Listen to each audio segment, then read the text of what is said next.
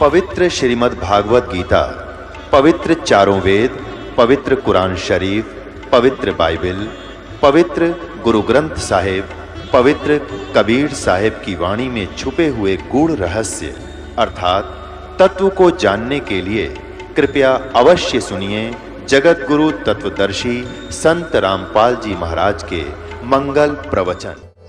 पुणात्माओं, कबीर साहब कहते हैं, तारा मंडल बैठ के यू चांद बड़ाई खावे, उदय होया जब सूरज का स्यों तारों छुप जावे। अभी तक जितने भी ये संत महंत बने फिरे थे, दुनिया को भ्रमित कर रहे थे, या अन्य जो भगवान से दोए बैठे थे, ये श्री कृष्ण, श्री राम और श्री विष्णु और शंकर ब्रह्मा, ये अब कति ऐसे हो जाएंगे जैसे रात्रि के अंदर तारा मंडल में, आकाश में चंद्रमा, चांदनी रात्रि में कितना अच्छा चमक रहा होता है, और सूर्य उदय होने के बाद फिर भी वो विद्यमान रहता है, लेकिन उसका अस्तित्व खत्म हो जाता है। ठीक इसी प्रकार ये भगवान, ये प्रभु जो हैं, ये अपने सतर के हैं। ये ब्रह्म पर ब्रह्म, जब पूर्ण ब्रह्म का ज्ञान आपके समक्ष होगा तो इनका अस्तित्व इस ज्ञान के सामने कति जीरो हो जाएगा। जैसे गीता जी अध्याय नंबर 2 के श्लोक नंबर 46 में कहा कि अर्जुन, जिसमें बहुत बड़े जलाशय की प्राप्ति के उपरांत छोटे जलाशय में, छोटे तालाब में, एक बहुत बड़ी झील की प्राप्ति के उपरांत एक छोटे से तालाब में, जोड़ में जैसी आस्था जीव की रह जाती है, ऐसी आस्था आपकी रह जाएगी इन उस तत्व ज्ञान से पूर्ण परमात्मा की जानकारी होने पर। अन्य भगवानों में तेरी ऐसी आस्था रह जाएगी जैसे जिसमें ये ज्ञान बोला गया गीता जी का, उसमें सभी मानव तालाबों के ऊपर आधारित थे, आश्रित थे। वर्षा होती थी प्रॉपर, वर्षा के दौरान बड़े बड़े जो वो तालाब होते थे, वो तालाब भर जाते थे, लेकिन उन तालाबों की, उन जलाशयों की इतनी क्षमता होती थी, एक वर्ष वर्षा ना हो तो वो सूख जाते थे। वो वर्षा के दिनों तक थोड़ा सा जल रह जाता था उनमें। एक वर्ष वर्षा ना हो तो वो कति खाली हो जाते थे, और उस पर आश्रित व्यक्ति भी महाकष्ट का सामना करते थे, तड़प तड़प कर मर जाते थे। और उन व्यक्तियों को एक बहुत बड़ा सरोवर मिल जावे जिसका जल 10 वर्ष वर्षा ना हो तो भी समाप्त ना हो, वो बड़ा जलाशय मिल जाने पर फिर उस छोटे जलाशय में जैसी आस्था रह जाती है, अंडरस्टूड है। वो जलाशय छोटा बुरा नहीं, लेकिन वो तो काम चलाऊ था, उस पर सुरक्षित नहीं थे वो। इसी प्रकार ये भगवान श्री विष्णु जी और श्री शंकर जी और इन्हीं के अवतार श्री राम और श्री कृष्ण जी और ब्रह्म, इनका पिता है किसी ब्रह्मांड का स्वामी, जिनको हम भगवान मान के पूजा करते थे। अब पूर्ण परमात्मा कबीर साहब की अक्षमता से, उसके सामर्थ्य से परिचित हो जाने के बाद ये ब्रह्मा विष्णु महेश और ब्रह्म ये बुरे नहीं लगेंगे हमने, लेकिन ये हमारे काम के कोनी। जब हमने वो बड़ा जलाशय मिल गया तो जोड़ पर कौन आश्रित रहेगा? ऐसा कोई व्यक्ति नहीं। तो इसी प्रकार आप जी के समक्ष इस पूर्ण परमात्मा सत्य पुरुष की महिमा आपके रूबरू होगी और आपके हृदय में यह बात समा जाएगी। उस दिन आपकी सचीची ऐसी हो जाएगी जैसे बहुत बड़े जलाशय की प्राप्ति के उपरांत छोटे जलाशय में जैसी आस्था रह जाती है। ये कई बार समझाने की आवश्यकता है नहीं, बहुत आराम से समझ सकते हो।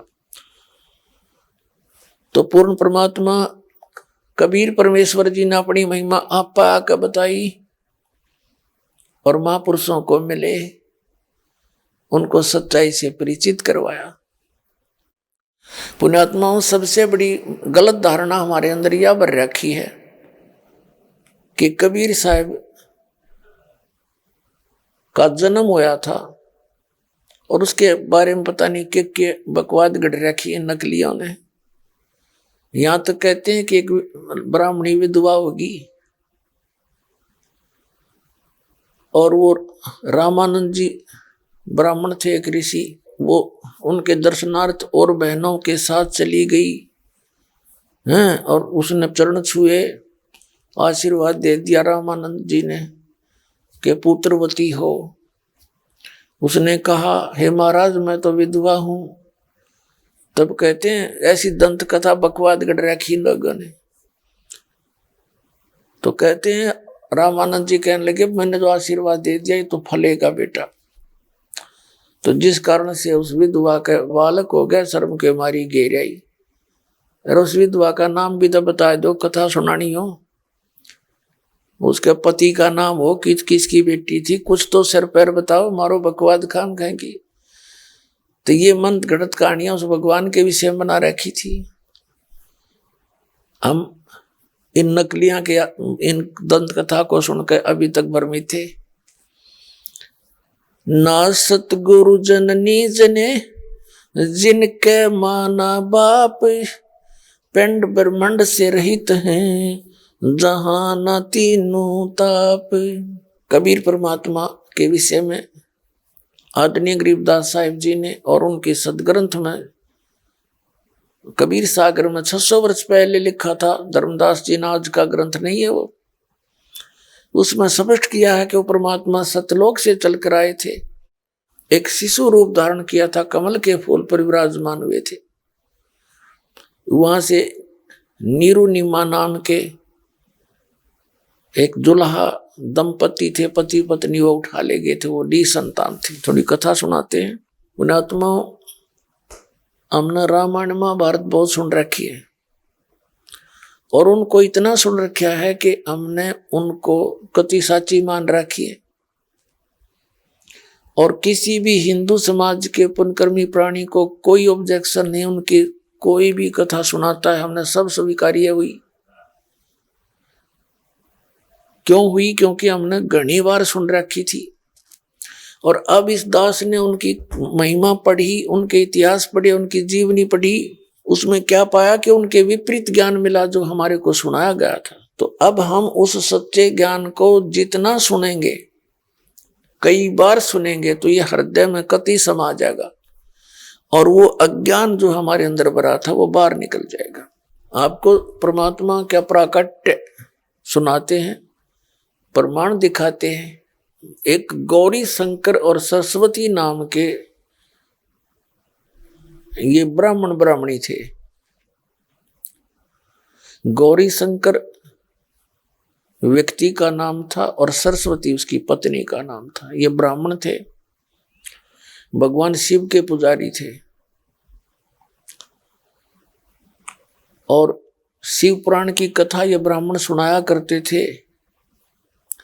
ये गौरी शंकर ब्राह्मण शिव पुराण की कथा सुनाया करता था और बगैर किसी लोभ लालच के, किसी को मिसगाइड नहीं करा करता। जैसा इसने समझा था पुराण को, केवल कथा सुनाया करता था। ना कोई शिष्य बनाता था, ना यजमान बना रखे थे।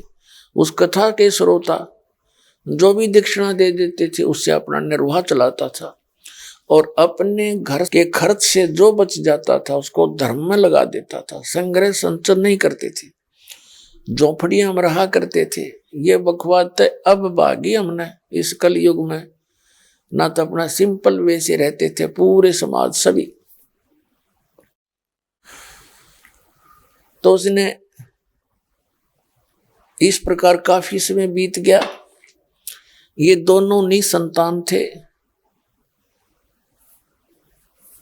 और अन्य ब्राह्मण जो थे, जो दुनिया को गुमराह किया करते थे, वो गौरी शंकर से ईर्षा करते थे क्योंकि गौरी शंकर की महिमा इस कारण से अधिक होगी थी कि ये निस्वार्थ सेवा कर रहे हैं। और अन्य ब्राह्मण थे वो अपने रोजी रोटी के लिए ही दुनिया को गुमराह किया करते थे, जंतर मंतर की आड़ में, श्राद्धों के चक्कर में। और गौरी शंकर ऐसा नहीं करते थे, जिस कारण से अधिकतर काशी के व्यक्ति उस गौरी शंकर ब्राह्मण से प्रभावित थे और उसकी कथा में अत्यधिक लोग जाया करते थे। अन्य ब्राह्मण ज्यादा थे जो गुरुपद पर थे, तो वो ईर्ष्या करते थे कि इसकी तो घनी महिमा होगी और एक दिन ये हमारी सबकी रोजी रोटी में बाधा करेगा। इस बात का ज्ञान मुसलमानों को था कि गौरी शंकर इस हिंदू धर्म का प्रचार घना कर रहा है, बाकी ब्राह्मण तो अपनी रोजी रोटी के लिए जुगाड़ जोड़ रहे हैं, ये कर दे वो कर दे, बस कथा वथा नहीं सुनाते। तो उन्होंने सोचा कि इस गौरी शंकर को मुसलमान बना देते हैं, अन्य जो ब्राह्मण गुरु हैं वो इसका विरोधी हैं ही, तो कोई भी आपत्ति नहीं आओगी। और ऐसा ही हुआ। मुसलमानों ने जबरदस्ती उनके घर पर पानी छिड़क दिया, जूठा पानी करके अपना जल, और उनके कपड़ों में छिड़क दिया, उनके मुंह में डाल दिया बाई फोर्स। और आसपास के ब्राह्मण देख ही रहे थे।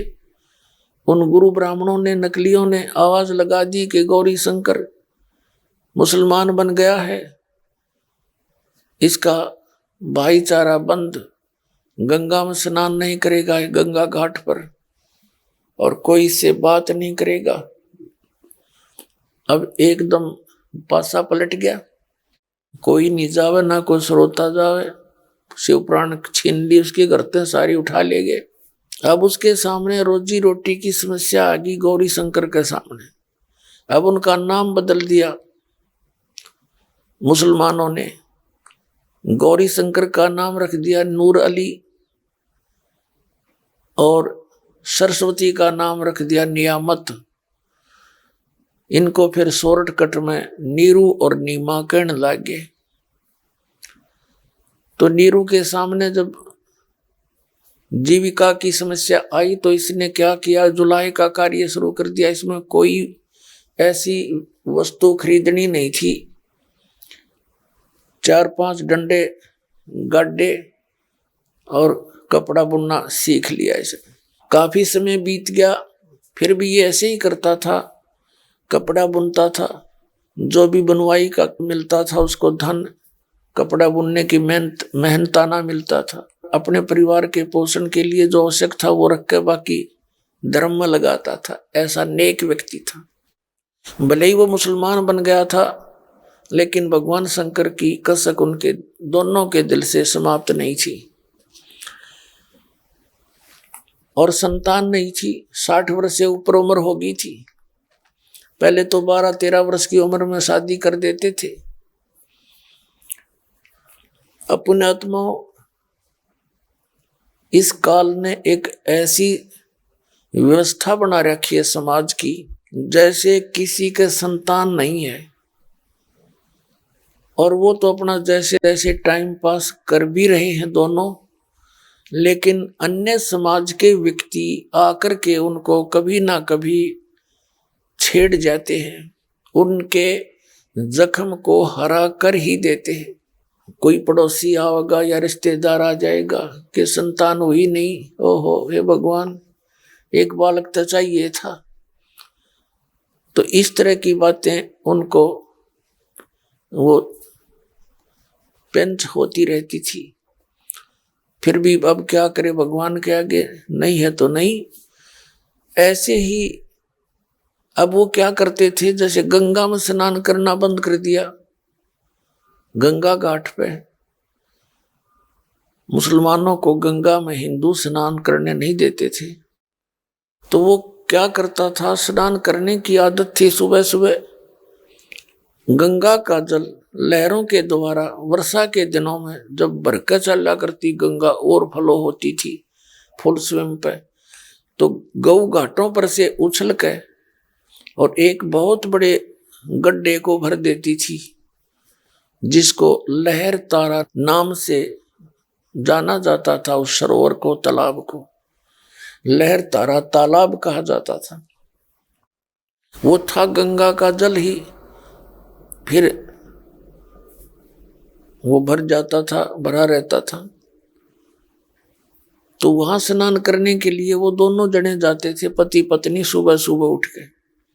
डेली का काम था, स्नान करके आते थे और फिर आके अपना धंधा करते थे। पुण्यात्माओं, गगन मंडल से उतरे सतगुरु सत कबीर, वो गगन मंडल से उतरे परमात्मा एक नवजात शिशु का रूप धारण किया। सन 1398 संवत 1455 ज्येष्ठ सुदी यानी जेठ उतरते की पूर्णमासी, सुबह सुबह ब्रह्म मुहूर्त में, ब्रह्म मुहूर्त कहते हैं सूर्य उदय होने से लगभग 1.5 घंटा पूर्व, परमात्मा सतलोक से चलकर आए और एक कमल के फूल के ऊपर एक शिशु रूप धारण करके विराजमान हो गए। एक अष्टानंद नाम के ऋषि जी, जो रामानंद ऋषि जी, महर्षि रामानंद जी के शिष्य थे, काशी के अंदर समय आने पर कुछ आगे चलकर एक रामानंद नाम के एक ब्राह्मण बड़े सुलझे हुए थे। उसने देखा कि काशी के अंदर अन्य पंडितों ने गदर मचा रखा है, सबको ऊत भूत की पूजा पे लगा रखा है। तो वो पुण्यात्मा वहां से चलकर आए, कहीं द्राविड़ देश से आए और यहाँ आकर के काशी बनारस में उसने अपना डेरा स्थापित किया गंगा के किनारे, और 1400 ऋषि बनाए अपने ज्ञान के प्रचार को आगे बढ़ाने के लिए। उनमें से एक था अष्टानंद ऋषि। अष्टानंद जी सुबह सुबह उसी सरोवर पर स्नान करने जाते थे। स्नान करके वहां अपना आसन बिछाकर उस प्राकृतिक शांति का वो लाभ उठाते थे। जैसे उसके गुरुजी ने साधना बता रखी थी, वहां साधना किया करते थे। और प्रतिदिन की तरह उस दिन भी वो अष्टानंद ऋषि जी ब्राह्मण वहां बैठे थे, साधना करने की चेष्टा कर रहे थे।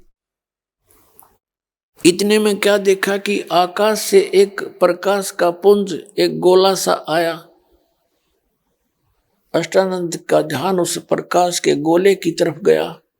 इतना तेज प्रकाश और अद्भुत प्रकाश था, अष्टानंद जी की आंखें उसको सहन नहीं कर सकी, यह चरम दृष्टि सहन नहीं कर सकी। आंखें बंद होगी। आंखें बंद हुई तो क्या देखा कि कोई बच्चा बालक दिखाई देता है। जैसे हम सूर्य की ओर देखते हैं, सूर्य को हमारी आंखें सहन नहीं कर पाती उसके प्रकाश को, फिर हम इधर उधर करते हैं तो सूर्य का प्रकाश रहित आकार दिखाई देता है। आंखें बंद करते हैं तो भी दिखता है, इधर उधर करते हैं तो भी उसका आकार दिखाई देता है, लेकिन प्रकाश नहीं होता। ठीक इसी प्रकार अष्टानंद जी के उस आंखों के देखने से, उस प्रकाश का जब आंखें बंद हुई तो वो बच्चा दिखाई दिया उसको, जिसका वो प्रकाश था। फिर परमात्मा ने वो सारा प्रकाश सिमट कर एक बच्चे का रूप धारण, यानी प्रकाश तो उस बच्चे रूपी परमात्मा का ही था, अपना प्रकाश समेट लिया और उस बच्चे रूप जो के तो जिस रूप में आ रहे थे कमल के फूल पर विराजमान हो गए। अष्टानंद जी देखा, आंखें खोल, क्योंकि अंधेरा था थोड़ा सा,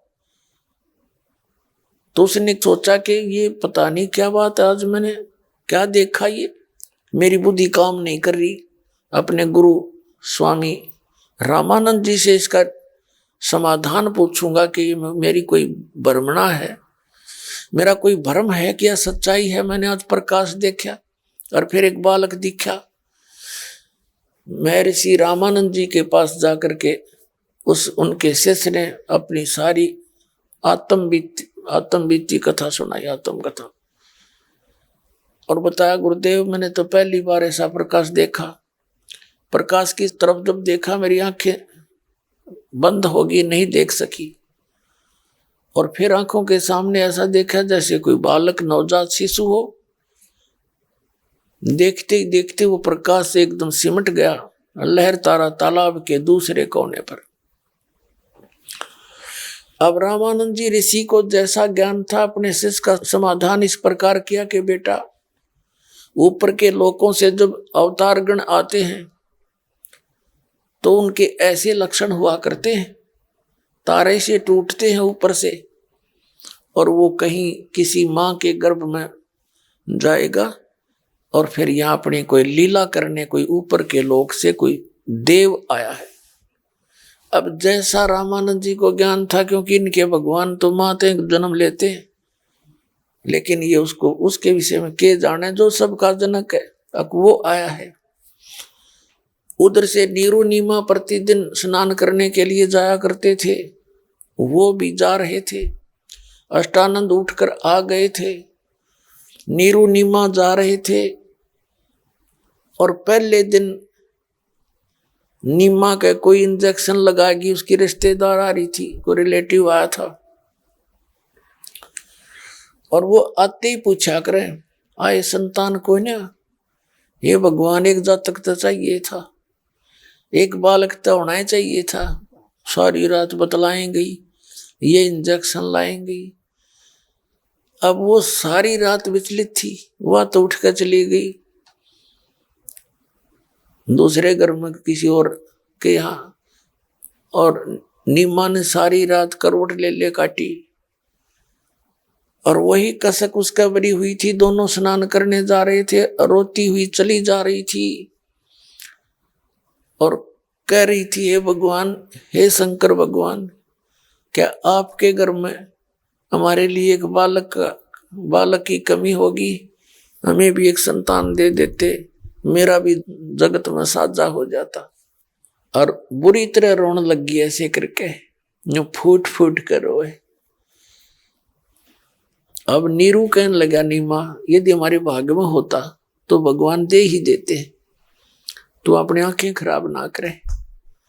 देख, पहले तो हमारे कोई संतान नहीं, बुढ़ापे में कोई उंगली पकड़ने वाला नहीं, ऊपर से तू रो रो के आंख खराब कर लेगी, अंधी हो जाएगी, मत शोक करया करे। ऐसे बातें करते कराते कुछ वह शांत हुई, उस तालाब पर पहुंच गए। पहले नीमा ने स्नान किया, नीरू बाहर बैठ गया। नीमा स्नान करके बाहर आ गई तो नीरू स्नान करने के लिए जल में प्रवेश कर गया। और सुबह का जो अंधेरा होता है वो जल्दी छट जाया करे। थोड़ी सी देर में क्या हुआ कि थोड़ा थोड़ा प्रकाश सा, उजलापन सा हुआ, उजाला सा होने लगा। नीमा जो कपड़ा बांध कर स्नान करके किया था, उसको धोने के लिए और पुणे सरोवर के तट पर पहुंची। उसका पति स्नान कर रहा था ऐसे ऐसे करके। जो ही वो निकट पहुंची तो चांदना सा हो गया था थोड़ा थोड़ा। उसने क्या देखा कि कमल के फूल पर कोई वस्तु हिल रही है। परमात्मा अपने पैर हिला रहे थे, बच्चे के रूप में लीला कर रहे थे। नीमा ने सोचा कि इस पे कोई सर्प ना हो, मेरे पति ने ना डसले। उसने ध्यान से देखा, ध्यान से देखा तो क्या देखा कि एक बालक कमल के फूल पर। अपने पति से कहा कि देखियो जी, इस कमल के ऊपर बालक है, कृपा इसको उठाइयो उठाइयो, डूबेगा बालक, देखना छोटा सा बच्चा है। अब नीरू नहा रहा था, वो कहने लग गया, उसने सोचा तो कति मेंटल होली, अब इसने जल में भी बालक दिखाई देने लगे। कहने लगा, नीमा मेरी बात मान जा, तू छोड़ दे इस बालक आड़ी ने, तो मत सारे दिन इसको ऐसे ना कर, तेरी आंखें फूट जाएंगी। वो ना भी रहा है, उसकी बात का उत्तर भी दे रहा है। तब नीमा ने कहा, देखना देखना कति सच, देखना ये बालक डूब गया। तो जिधर वो हाथ कर रही थी, नो देख के उसने देखा कि यह तो सचमुच कोई बात है। ऐसे जब देखा तो क्या देखा कि एक बालक कमल के फूल पर लेटा हुआ है। आओ देखा ना ताओ देखा, नो का नो कमल समेत तोड़ लिया, उठा लिया बालक को और दे दिया अपनी पत्नी को। बोलो सतगुरुदेव।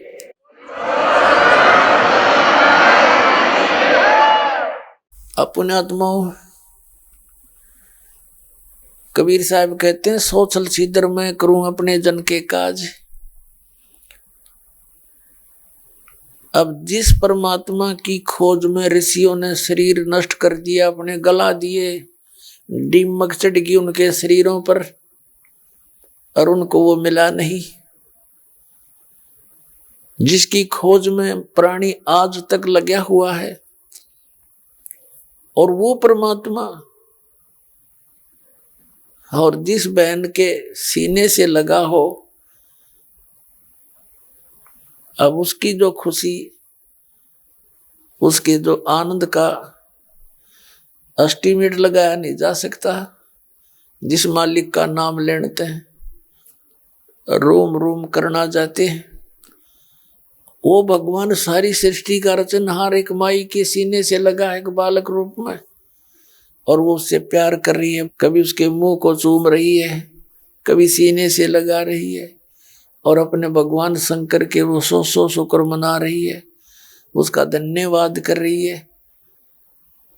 अब पुण्यात्मा इन भगवानों के, इस विष्णु और शंकर जी के, राम और कृष्ण जी के 9 नंबर बनते रहे। कहते करे करावे साइया, मन में लहर उठा, दादू सिर दर्जीव के आप बगल हो जा। ये परमात्मा वो खुद आए मालिक, और वो मान रहे हैं कि भगवान शंकर ने बालक दे दिया। वो शंकर के भी जनक, उनके पिता के भी जनक, वो खुद आए हुए और महिमा बन रही शंकर भगवान की, कि उनके पुजारी थे। तो हम भी पहले जब इस मार्ग से परिचित नहीं थे, घर में कोई सुख होता था, हम जिस भगवान की, कृष्ण जी की, शंकर भगवान जी की, श्री विष्णु जी की पूजा करते थे, तो हम ये सोचा करते इन भगवानों ने मौज मचा दी। अब पता चला ये कुछ नहीं कर सकते, ये ना कोई आपके भाग्य में बढ़ा सकते ना कम कर सकते, आपको एज इट इज देते हैं, जैसा जिसका कर्म है, इतनी ड्यूटी है इनकी। अब पुण्यात्माओं, जैसे तुलसीदास जी हुए हैं, जिन्होंने रामायण को अपनी वाणी के माध्यम से पुनः वर्णित किया है, और वो वाणी, वो चौपाइयां जो तुलसीदास कृत रामायण की, हिंदू समाज के अंदर वेल नोन है और विशेष प्रमाणित मानी जाती है। तो इसी प्रकार परमात्मा सतपुरुष कबीर साहब जी ये लीला करते हैं। भगवान, ये वेदों में वर्णित है कि वो परमात्मा पूर्ण ब्रह्म, वो सारी सृष्टि का रचनार सर्व उत्पादक परमात्मा ऊपर रहता है सतलोक में, और वहां से गति करके आता है, अच्छी आत्माओं को मिलता है, उनको ज्ञान से परिचित कराता है, तत्व ज्ञान देता है, और वो कवियों की तरह आचरण करता है, कवियों की तरह आचरण करता है। ये वेदों में लिखा, दिखाएंगे आपको समय आने पर, पहले भी बहुत बार दिखाया है। तो पुण्यात्माओं, अब आज तक हमने वेद सुने थे, हमने गीता जी तो पढ़ी थी, पर वेदों के दास ने तो दर्शन भी नहीं हुए थे जब तक यू मालिक का ज्ञान नाम प्राप्त नहीं हुआ। इसके भी कई वर्ष के बाद वेद देखे थे, और जो कबीर परमात्मा ने और उनसे परिचित आदरणीय गरीबदास साहिब जी ने जो ज्ञान दे रखा था अपनी वाणी में, आज सदग्रंथों में ज्यों का त्यों पाया। तो पूर्ण परमात्मा सतपुरुष सतलोक से चलकर आते हैं। जैसे एक लीला तो पूरे युग में एक ही करते हैं, जो शिशु रूप धारण करके कमल के फूल पर विराजमान होते हैं, वहां से निसंतान उनके कोई परम भक्त होते हैं पहले के, वो उठा ले जाते हैं। तो वहां लीला में तरीके से बालक की तरह बड़े होते हैं, छोटी उम्र से ही वो ज्ञान प्रचार प्रारंभ कर देते हैं, और दूसरी प्रकार से वो यहाँ आते हैं, कहीं पर भी आकर प्रकट हो जाते हैं, साधु संत रूप बनाकर, ऋषि का रूप बनाकर, जैसे जिंदा महात्मा का रूप बनाकर विशेषकर कलयुग में जिंदा महात्मा के रूप में वो अधिक आए हैं। और किन किन महापुरुषों को मिले हैं उस जिंदा महात्मा के रूप में? आदरणीय धर्मदास साहिब जी को, आदरणीय मुल्कदास साहिब जी को, आदरणीय नानक दास साहिब जी को, आदरणीय मुल्कदास साहिब जी को, आदरणीय दादू साहिब जी को, आदरणीय गरीबदास साहिब जी गांव छुड़ाने जिला सज्जर वाले को, आदरणीय घीसा दास साहिब जी गांव खेखड़ा जिला मेरठ उत्तर प्रदेश वाले को। इन महापुरुषों को वो परमात्मा आकर मिले हैं। अच्छी आत्माओं को मिलते हैं, उनको ज्ञान से परिचित कराते हैं और मिलकर क्या करते हैं, जैसे गरीबदास जी को यहां मिले, फिर सतलोक लेकर गए। सतलोक के अंदर परमात्मा देखा, जो नीचे आया था वही भगवान ऊपर, जो साधु रूप में आया था वही बैठा अनंत कोट ब्रह्मांड के संचालक के रूप में। तब गरीबदास जी को दृढ़ विश्वास हुआ कि ये बाबा जी जो नीचे आया था ये खुद भगवान है, कबीर साहब। फिर उनका ज्ञान योग खोल दिया। ज्ञान योग का अर्थ है दिव्य दृष्टि खुल जाती है। दिव्य दृष्टि की भी रेंज होती है, क्षमता होती है। जैसे तुलसीदास जी की जो दिव्य दृष्टि खुली थी वो बहुत कम सतर की थी, और गरीबदास साहिब जी की जो दिव्य दृष्टि खुली थी उन्हें असंख्य युगों पहले की सृष्टि की रचना, आने वाले भविष्य की कहानियां और इस दौरान जो जो जिसके साथ बीती वो सब वर्णित कर दी थी। तो जिस प्रकार तुलसीदास जी कृत रामायण हमें मान्य है, इसी प्रकार समझ लो आदरणीय गरीबदास साहिब जी के द्वारा आंखों देखा हुआ परमात्मा का वो सब हाल और वो महिमा उनके द्वारा अमृतवाणी में लिखी। उनका ज्ञान योग खुल जाता है।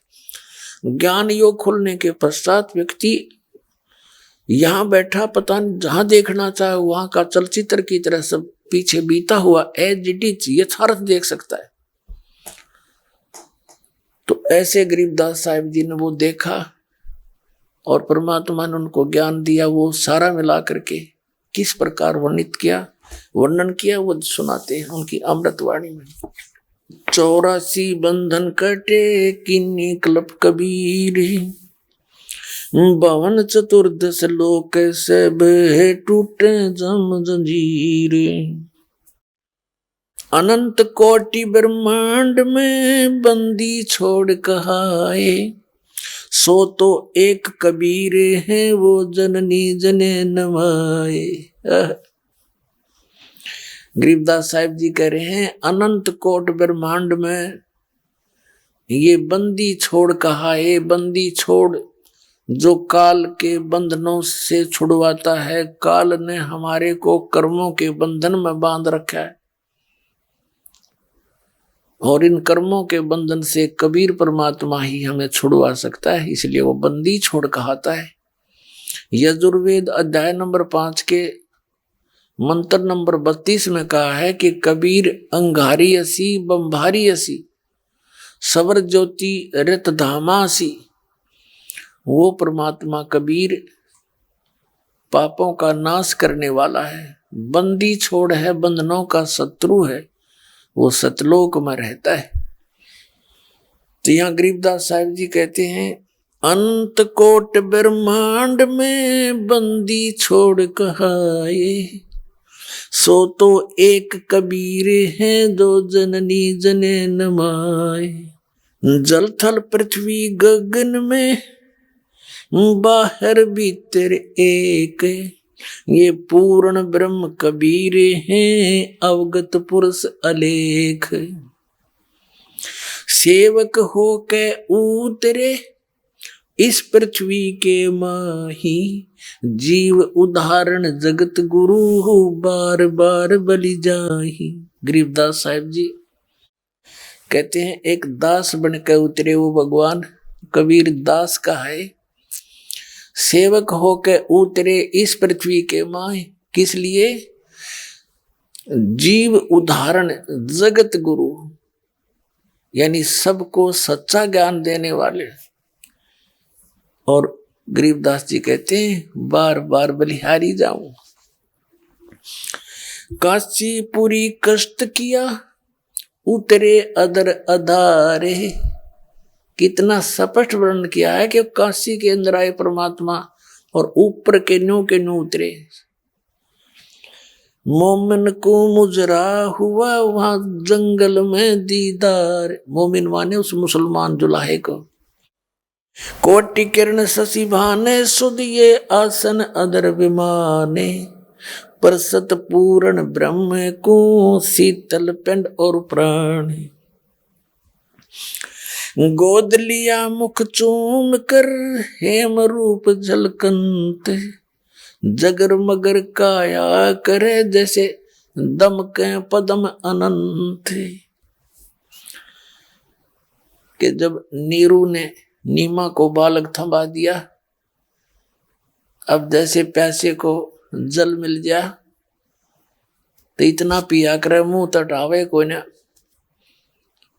तो ऐसी स्थिति में नीमा उस बालक ने पाके कहते हैं गोद लिया मुख चूम कर हेम रूप झलकंत और जगर मगर काया करे जणु जैसे दमक पदम अनंत। परमात्मा का इतना अलौकिक बॉडी था। उस परमात्मा कबीर जी का शरीर ऐसनाविरम शुक्रम कायम, नाड़ी तंत्र से बना हुआ नहीं था उस मालिक का शरीर। उसको विधेय भी कहते हैं। जो हमारे जैसी देह नहीं हो, ये तो हमारी तो देह है, उसकी इससे हटकर जो देह है वो विधेयी थे। काशी उमटी गुल भया मोमिन का घर घेरे। अब यहाँ क्या है, नीरू ने सोचा, उधर से नीमा तो मस्त थी बच्चे को पाके, जैसे भूखे ने भोजन मिल जा, कंगले ने मिल जा धन, निर्धन को धन मिल जावे और भूखे को रोटी प्यासे को जल मिल जाए। इतनी खुशी उमंग में को सो शुक्र मना रही अपने शंकर भगवान की। अब नीरू के मन में एक बात खटक गई कि हे भगवान, यदि हम इस बालक ने घर ले चलेंगे, काशी के लोग पूछेंगे कहाँ से लाए, हम कहेंगे कमल के फूल पर मिला, लोग विश्वास नहीं करेंगे और हमें झूठा बतावेंगे। बच्चे को भी छीन लेंगे, राजा प्रजा को भड़का के हमारे साथ दुर्व्यवहार करेंगे और हमसे पूछेंगे सच्ची बताओ इसकी किसका चुरा कर लाए हो, और हमें नगरी से भी निकाल दिया जाएगा। अब नीरू अपने डर से इतने विचार लगा गया और नीमा से कहा, नीमा इस बालक ने यहीं छोड़ दे, इसमें हमारी खैर है, इसी में सेफ्टी है। और उसको सारी बात से परिचित करा दिया कि ऐसे ऐसे बन सकता अपने साथ।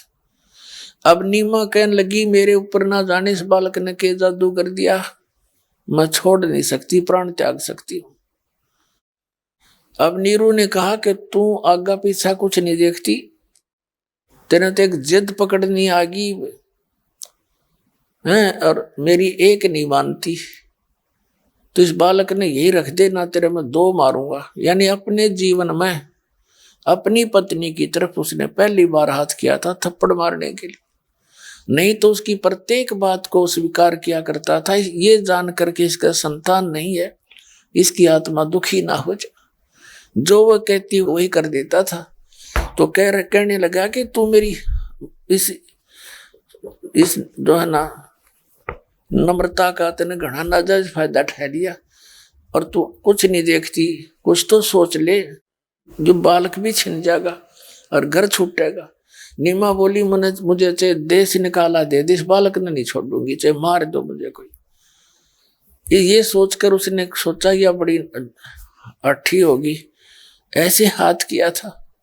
परमात्मा बोले वो बालक के, नीरू चिंता ना करे, मुझे घर ले चल, कोई दिक्कत नहीं आओगी, मैं तुम्हारे लिए आया हूं। वो डर गया कि छोटा सा बालक बोला कि दे कोई जंतर मंत्र कोई और भूत प्रेत ना हो यो।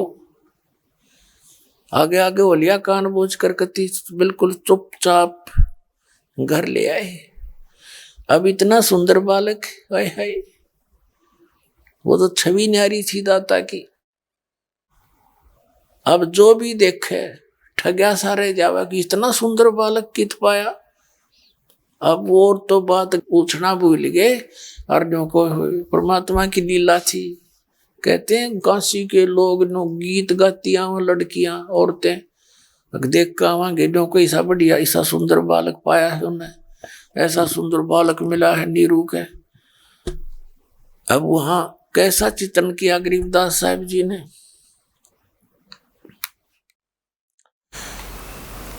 काशी उमटी गुल भया, शोर हो गया काशी के अंदर, उमड़ का ही सारी काशी। मोमन का घर घेरे, कोई कहे ब्रह्मा विष्णु है, कोई कहे कुबेर। अब अपने अपने विचारों से आइडिया लगाते हैं सभी उस परमात्मा की छवि को देखकर बालक की। कोई कहे तो इंद्र है, कोई कहे धन का देवता कुबेर रूप, छोटा रूप बना कर आ गया, उसने जन्म लिया है, जैसी उनकी बुद्धि काम करे थी।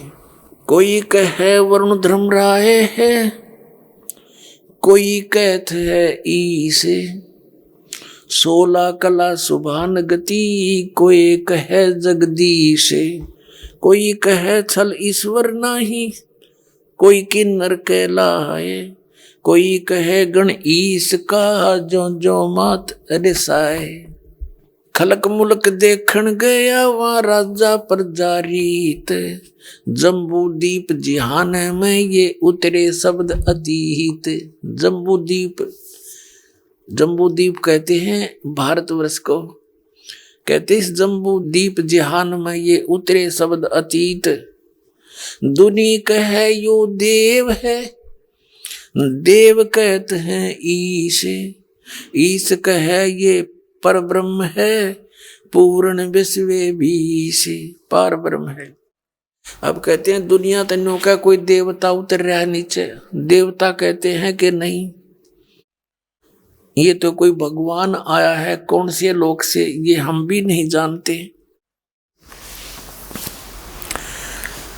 अपने आत्मा काजी आए कुरान ले, दर लड़के का नाम, अक्सर अक्सर मैं फुर्या धन कबीर बलि जाऊं मैं। सकल कुरान कबीर है, अरफ लिखे जो लेख, काशी के काजी कहें या गई दीन की टेक। परमात्मा का नाम रखने के लिए अब काजी आगे नाम कैसे नामांकन करते हैं। कुरान शरीफ एक पवित्र पुस्तक है मुसलमान धर्म की, जैसे अपनी हिंदुओं की गीता है। उसको क्या करते हैं, अपना कोई मंत्र सा पढ़ के और उसको ऐसे खोलते हैं। जब पहला अक्षर जो भी होता है उसी अक्षर के ऊपर वो नाम रख देते हैं। उन्होंने जो ही वो कुरान शरीफ खोला तो उसके अंदर कबीर शब्द मिला उनको, कबीर पूरा। तो उन्होंने सोचा कबीर का अर्थ होता है बड़ा, वो कबीर का अर्थ बड़ा करते हैं मुसलमान धर्म में।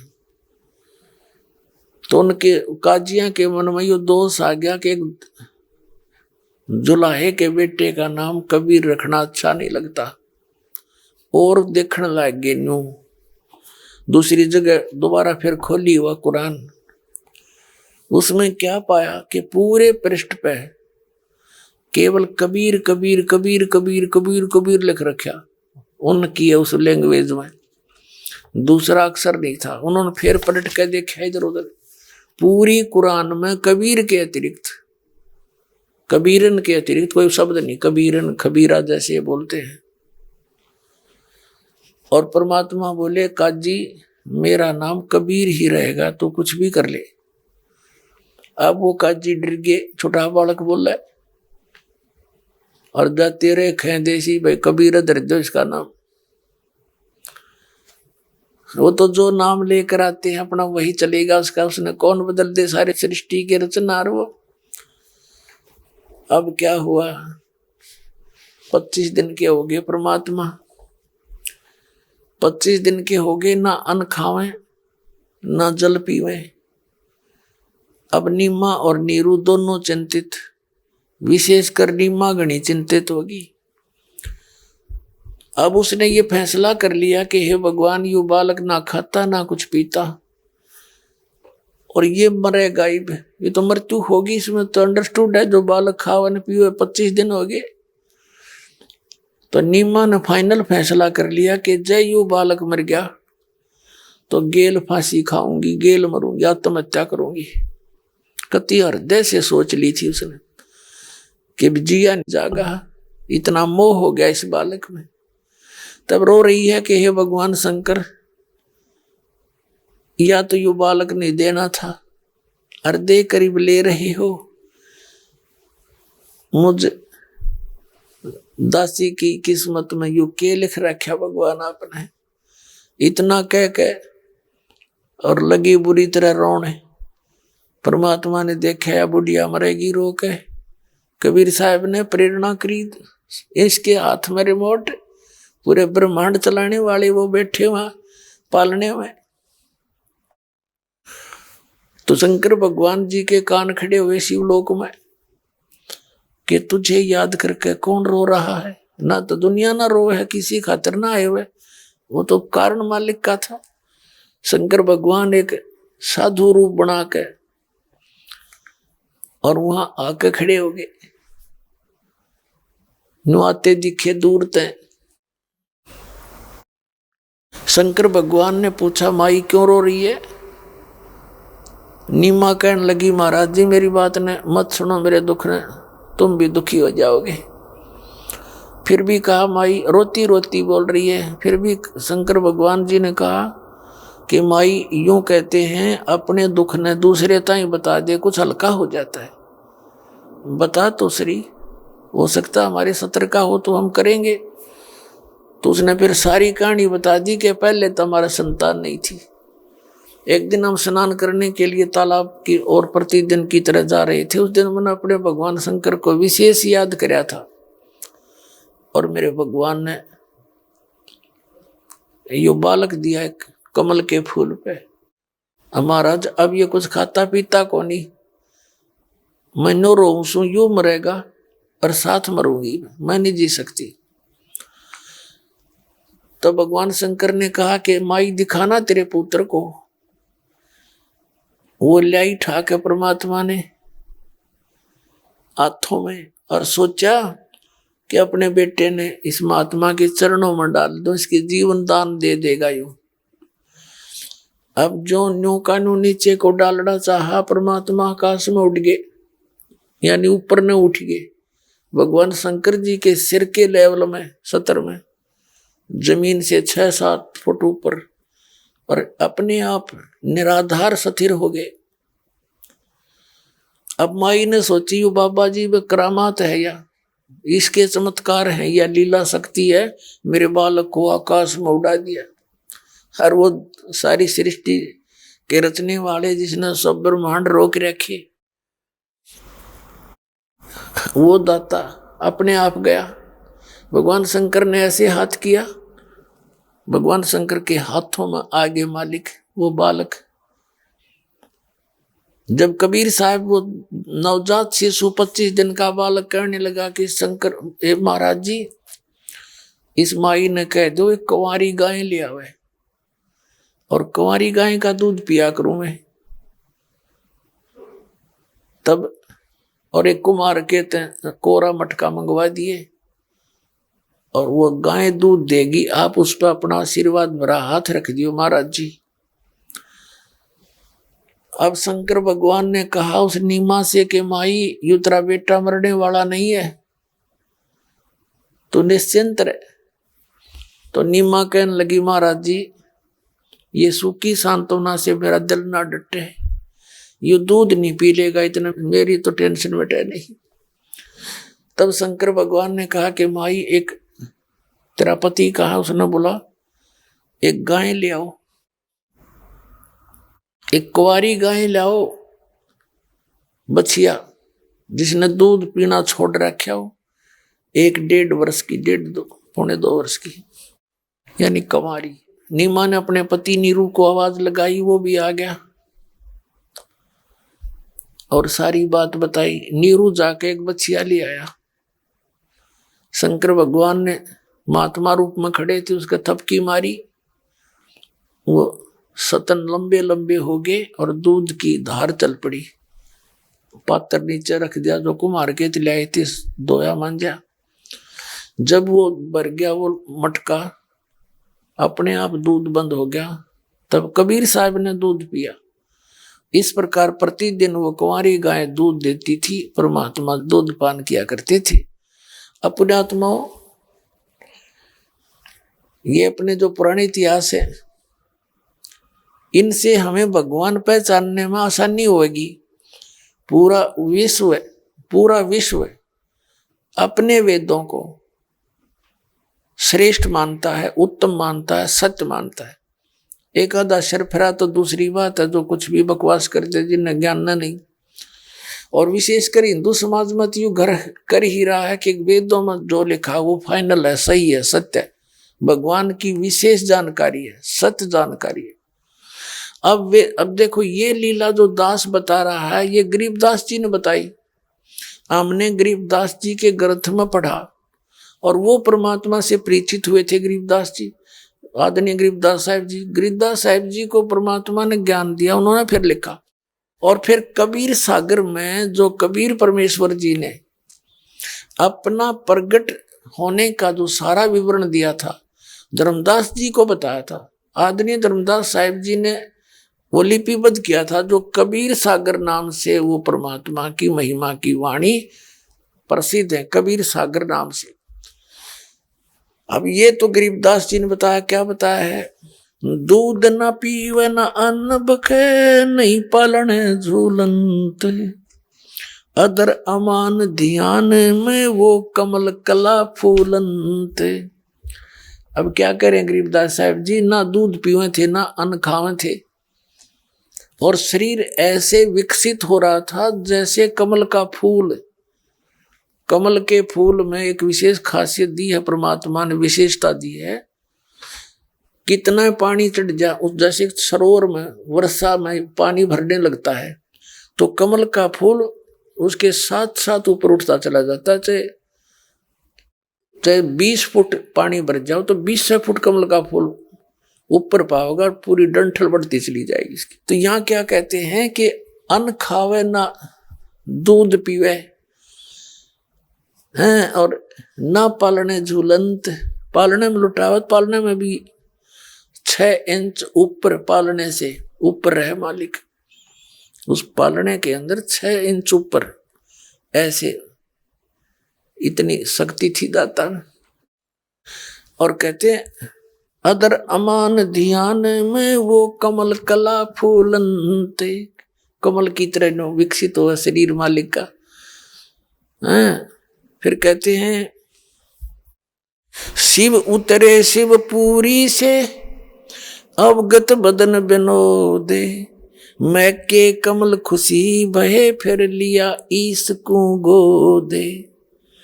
गोदी में ले लिया परमात्मा को, कबीर जी को। नजर नजर में मिल गई, किया ईस परिणाम। शिव जी ने प्रणाम किया उस परम पिता को, एक परम शक्ति जानकर। ये तो महापुरुष है, इनकी आत्मा बता देती है ये कौन है, कैसी शक्ति युक्त है। कहते नजर नजर में मिल गई, गोदी में ले रखा था जो परमात्मा को शंकर भगवान जी ने। नजर नजर से मिल गई, किया ईस परिणाम, धन मोमन धन पूर्णा, या धन नगरी निकाम। 7 बार चर्चा करी, बोले बालक बहने, शिव को कर मस्तक धरा, हाल्या मोमन एक धैन, एक धैनु। अन ब्यावर को दूहत है, दूध दिया तत्काल, पीवे बालक ब्रह्म गति, ता शिव भय दयाल। अपने आत्मा, ये तो गरीबदास साहिब जी ने कहा कि परमात्मा कबीर जी ने बिना ब्याही गाय का, यानी कुंवारी गाय का दूध पिया।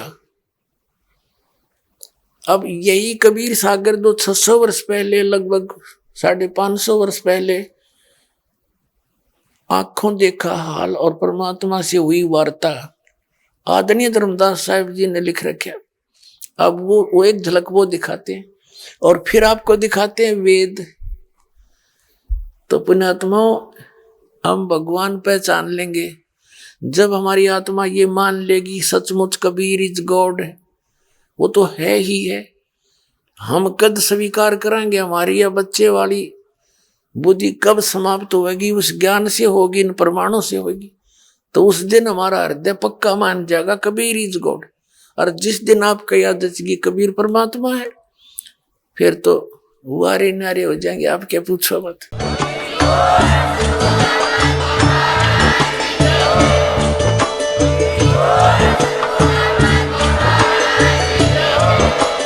आप सुन रहे थे जगत गुरु तत्वदर्शी संत रामपाल जी महाराज जी के मंगल प्रवचन। अधिक जानकारी के लिए विजिट कीजिए हमारी वेबसाइट www.jagatgururampalji.org। संत रामपाल जी महाराज जी के शुभ आशीर्वाद से पूरे विश्व भर में 500 से भी ज्यादा नाम दीक्षा केंद्र हैं, जिन पर संत रामपाल जी महाराज जी द्वारा ऑनलाइन निशुल्क नाम दीक्षा दी जा रही है। अपने नजदीकी नाम दीक्षा केंद्र का पता करने के लिए संपर्क करें 8222880541।